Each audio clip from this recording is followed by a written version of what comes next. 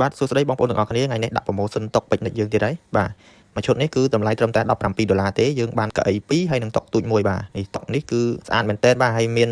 កប៉ៅសម្រាប់យើងដាក់ដបទឹកឬក៏ដាក់ទូរស័ព្ទអីបានបាទបើបងប្អូនចង់បានតុកវែងតែកៅអីតែ2ណាបងប្អូនមានកៅអីខ្លួនឯងហើយអាចយកឈុតនេះបានបាទគឺតម្លៃតែ20រៀលទេបាទពិសេសមែនទែនគឺតុកមួយគឺយើងមានកាបូបមួយអញ្ចឹងកៅអីមួយក៏មានកាបូបរបស់វាមួយផ្សេងគ្នាបាទអញ្ចឹងគឺយើងដាក់ទៅទាំងអស់នេះតែម្ដងបាទសម្រាប់កៅអីគឺយើងមាន2ពណ៌គឺមានពណ៌ខ្មៅហើយនិងពណ៌ស្លឹកឈើដូចក្នុងរូបហ្នឹងបងប្អូនស្រឡាញ់ពណ៌ណាយកពណ៌ហ្នឹងបានបាទសម្រាប់ឈុតនេះគឺយើងបានកៅអី4និងតុកខ្លីមួយបាទគឺតម្លៃ$25ហើយសម្រាប់ឈុតនេះគឺយើងបានតុកវែងនិងកៅអីចំនួន4បាទគឺតម្លៃ$28បាទ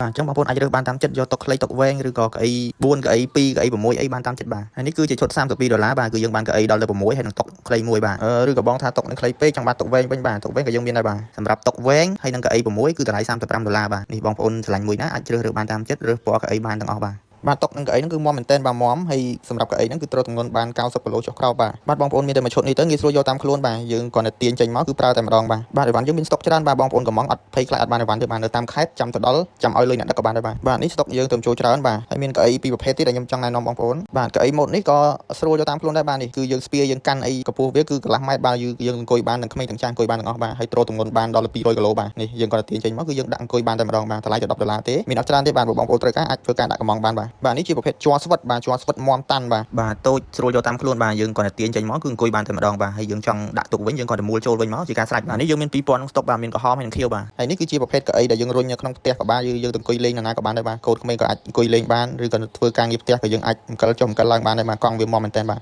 សម្រាប់យើងអង្គុយធ្វើការអត់ចង់ហើបគូតបាទយើងអាចទិញយកនេះទៅប្រើបានបាទឬក៏ក្មេងៗគាត់ជិះលេងក្នុងផ្ទះអីបានបាទ